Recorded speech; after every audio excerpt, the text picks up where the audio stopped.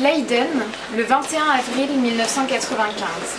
Cher E, je ne te demande pas comment tu vas après la description que tu m'as faite de cette belle journée. Mon père m'a dit qu'il fallait encore attendre quelque temps avant de pouvoir se téléporter. J'ai peur que l'igloo ait fondu d'ici là. J'aurais beaucoup aimé le voir. Comme vous avez dû être fiers de cette construction, la fierté d'un enfant est tellement belle. Ce sentiment d'avoir atteint l'impossible, aussi naïf soit-il. Je me souviens qu'une fois, on m'a dit que l'ascension d'une montagne est le symbole du dépassement de soi-même. Ancré dans la sueur, le froid et la chaleur, c'est un travail de persévérance où est uniquement en jeu sa propre estime. Est-ce que tu crois que c'est le même combat que de nager contre courant ? Mon diplôme de natation a eu lieu aujourd'hui. La piscine était plongée dans l'odeur du chlore et noyée par les cris des enfants et celui de la maîtresse qui répétait encore et encore qu'il ne fallait pas courir au bord de l'eau. Je ne me suis pas demandé pourquoi je devais le faire ni pourquoi j'étais là. C'était une épreuve nécessaire par laquelle tout enfant devait passer. Je ne te connais pas encore, mais j'aurais voulu que tu sois là avec moi.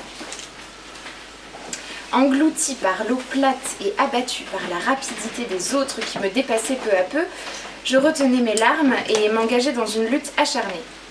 Toute mon énergie était concentrée sur mon corps, qui, par petits battements de jambes, avançait doucement. Je m'efforçais de ne pas couler. J'étais exténuée. Je n'en pouvais plus. Le bassin ne m'avait encore jamais paru si grand. Je voulais me prouver forte et courageuse. Et à la fin de la matinée, avoir ce petit papier entre les mains, marqué d'un grand A, me donnant la capacité de me diriger vers la mer sans que mes parents n'aient à s'en inquiéter. Je suis aujourd'hui très fière de t'annoncer que j'ai eu mon diplôme de natation. Celui marqué d'un grand A. Quand ira-t-on à la piscine toutes les deux ? Je suis vidée et heureuse. Je me rendrai certainement compte plus tard qu'il ne s'agissait alors qu'une petite colline à franchir. Grande, l'eau ne me fera plus peur. Et les vagues m'amuseront même. Un jour, je gravirai cette montagne, la vraie, et je m'en ferai la promesse. Puis je descendrai par un autre chemin où s'étalonneront devant moi des paysages paisibles. Ce jour-là, je t'écrirai pour te raconter mon histoire. Je t'en fais la promesse. H.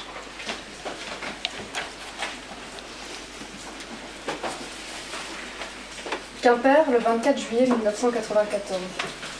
Cher H, je suis si heureuse pour toi que tu aies pu avoir ce papier marqué d'un beau A. C'est une belle réussite qui te sera utile toute ta vie. Une fois acquis, on ne peut le perdre.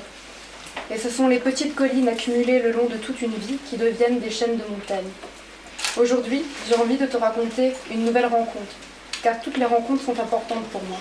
Ce sont des éléments marquants pour ne jamais cesser de grandir et continuer notre découverte de la vie. À 5h du matin, mon réveil sonne. Mes parents toquent à la porte de ma chambre pour me réveiller, mais j'ai déjà les yeux grands ouverts et mon corps est rempli d'excitation. C'est le grand départ pour les vacances. Et tu sais quoi ? C'est la première fois que je vais voir la mer. Notre petit rituel d'avant-vacances se met en place. On se lave le visage, on se brosse les dents et on range nos dernières affaires de salle de bain dans la dernière petite place prévue à cet effet dans le coffre de la voiture. Maman vérifie qu'on n'a rien oublié, papa ferme bien les portes et les volets, et moi je fais un dernier câlin aux animaux. Et hop, on se met en route pour le petit déjeuner à la boulangerie.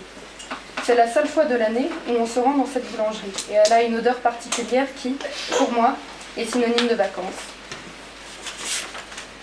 Sans perdre trop de temps, on monte dans la voiture et on commence à quitter Saverne. Ensuite, on quitte l'Alsace et les routes connues. Enfin, on entre sur l'autoroute, la grande route. Les péages se font rapidement grâce au télépéage. Pas d'attente pour nous. Avec mon frère, on joue à des jeux de société ou à compter les voitures qui passent. Mais le temps se fait vite long en voiture. Puis vient Reims et ses décorations. Des ronds, des carrés et des losanges multicolores, des totems aussi. Des volumes, des sphères ou des pyramides aux couleurs de l'arc-en-ciel défilent. On arrive seulement à Reims pour une pause chez le cousin de la famille. C'est quand qu'on arrive ? J'en ai tellement entendu parler de la mer, il paraît qu'on n'en voit pas le bout. qu'on peut même jouer avec les vagues, et aussi qu'elle est froide avec un goût salé. Tu l'as déjà rencontrée, toi? Je ne sais pas trop à quoi m'attendre, et surtout, je ne sais pas quand elle viendra à moi. J'ai hâte, je suis tellement impatiente. La suite du trajet me paraît interminable. Pour le reste de la famille aussi, je crois. Une journée entière dans la voiture, et toutes les heures, la petite qui demande où est la mère, quand est-ce qu'on arrive, et si on peut faire des pauses pipi. Un enfant à cet âge-là aurait déjà fait 4 siestes et 16 jeux. Moi non, je ne peux rien faire avant d'avoir vu la fameuse, la belle, la bleue. Et devine quoi? À peine arrivée au bout du monde, j'aperçois la mère en une poignée de secondes et m'écroule de fatigue. Je t'embrasse, à demain, je vais faire des châteaux de sable.